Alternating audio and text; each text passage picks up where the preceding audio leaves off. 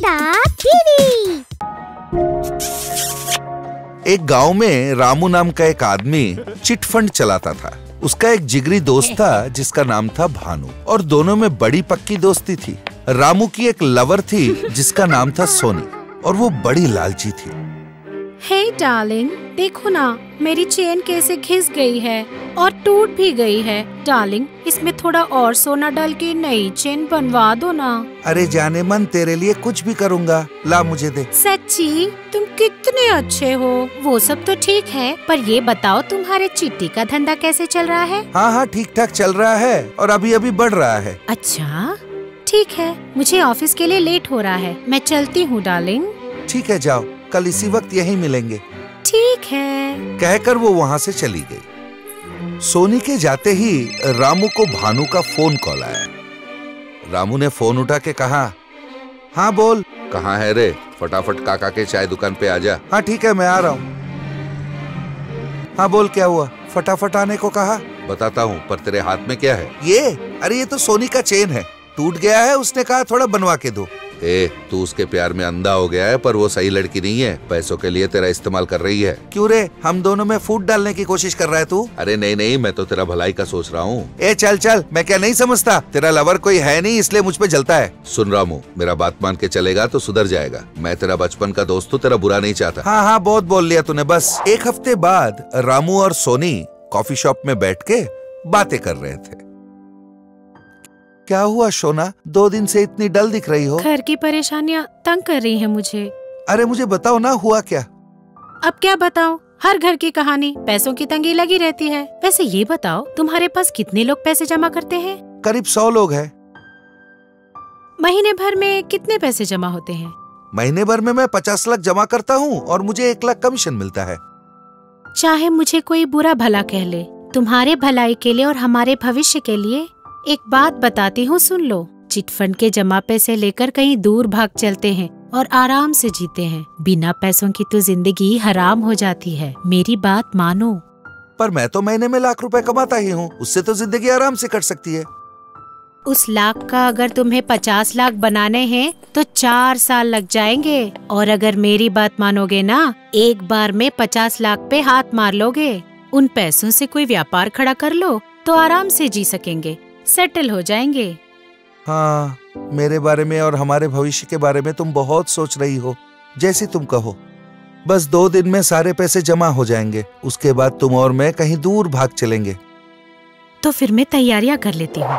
2 दिन बीत गए और चिटफंड के सारे पैसे भी जमा हो गए। पैसों को एक सूटकेस में भर के भागने के लिए दोनों तैयार हो रहे थे। सुनो सोना, तुमने परसों चेन दिया था ना? अरे वो तो दुकान में ही रह गया। अरे जाने भी दो, 50 लाख हाथ लगे हैं। अब 1 लाख के चेन के बारे में क्या सोचना। चलो जल्दी करो, निकल जाते हैं। इसके बाद दोनों एक कार में बैठ के निकल पड़े। सोनी गाड़ी चला रही थी और काफी दूर जाने के बाद सोनी ने कार रोक के कहा, शायद डिक्की ठीक से बंद नहीं हुआ, जरा एक बार देख लो तो। ठीक है, मैं देखता हूँ। कहकर वो कार से उतर के डिक्की की तरफ गया। उसके पीछे जाते ही सोनी कार स्टार्ट करके निकल गई। अरे सुनो सोना, रोक लो। इतने में उसके फोन पर एक मैसेज आया। रामू, अब भाई तुमको राम राम। तुमने लोगों को ठगा है, मैंने तुमको ठग लिया। हिसाब बराबर। मुझे खोजने की कोशिश मत करना। Bye bye. कार के पीछे रखा हुआ सूटकेस को आगे सीट पे रखने के लिए सोनी ने जब उसे उठाया, वो बड़ा हल्का निकला।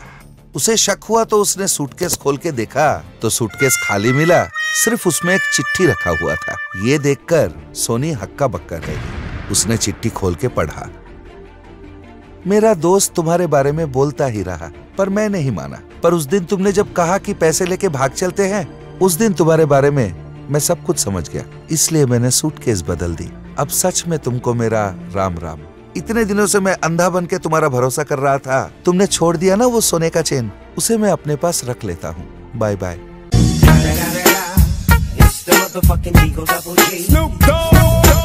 हाय राम, धोबी का गधा, ना घर का ना घाट का हो गई मैं। एक गांव में एक किसान था। वो हर रोज कावड़ लेकर तालाब पर पानी भरने जाता था। फिर दोनों मटकों में पानी भर के वो घर ले आता था। उसके दोनों मटकों में से एक मटके में एक छेद था। इसके कारण घर पहुंचने तक उस मटके का पानी खत्म हो जाता था और उसके पास सिर्फ एक मटका पानी ही बच जाता था। दूसरे दिन भी वो वही दोनों मटकों को लेकर पानी भरने गया।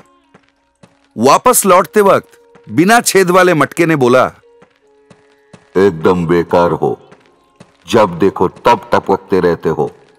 ये कहकर वो दूसरी मटके का मजाक उड़ाने लगा। छेद वाला मटका उसकी बातें सुनकर दुखी हो गया। तभी किसान ने उसे देखा और उससे पूछा, क्या हुआ, बताओ, तुम इतनी दुखी क्यों हो गई? तो मटके ने कहा, तुम इतनी मेहनत से पानी भर के लाते हो, पर घर पहुंचने तक कोई पानी नहीं बचता। मैं तो बिल्कुल निकम्मा हूं। बेहतर यही होगा कि शायद तुम्हें मुझे अलग कर देनी चाहिए और खुद के लिए एक नई मटकी खरीद लेनी चाहिए। ये सुनकर किसान थोड़ा सा मुस्कुराया, फिर बोला, ठीक है, पहले चलो मेरे साथ, तुम्हें कुछ दिखाना चाहता हूं। फिर वो अपने कावड़ को कंधे पर लेकर चल पड़ा। जिस रास्ते से किसान रोज पानी भर के लाता था, उस रास्ते के एक तरफ हरी भरी घास थी और दूसरी तरफ बंजर जमीन थी। भगवान किसी को भी बिना कारण नहीं बनाता। अगर तुम में छेद नहीं होता तो ये हरियाली भी नहीं होती। ये सब तो तुम्हारे ही वजह से हुआ है। मटके ने मन में सोचा, अरे वाह, मेरे कारण इतनी हरियाली हुई है और मुझे कुछ पता ही नहीं चला। ये सोचकर वो बड़ा खुश हो गया। इस कहानी से हमें यह सीख मिलती है कि इस ब्रह्मांड में कोई भी बिना खोट का पैदा नहीं होता। हर चीज में कोई ना कोई कमी जरूर होता है। एक गांव में एक चतुर किसान रहता था। वो अपनी स्वर्गवासी बुआ के घर में रहता था। एक रात जब वो सो रहा था तो किसी ने उसके सर पे एक लोटा फेंक कर मारा और वो हड़बड़ाकर उठ बैठा। कौन है? बेटा भूषण, मने तू पागल समझे? बहुत खाली तूने बावड़ी की खेत की फसल। अब से सब मेरो हिस्सो, मेरो। अरे बुआ, तू कैसी बात कर रही है? तुम्हारा हिस्सा मैंने थोड़ी खाया है। अरे चुप बेंडा। ये सुनते ही किसान को एक आइडिया आया।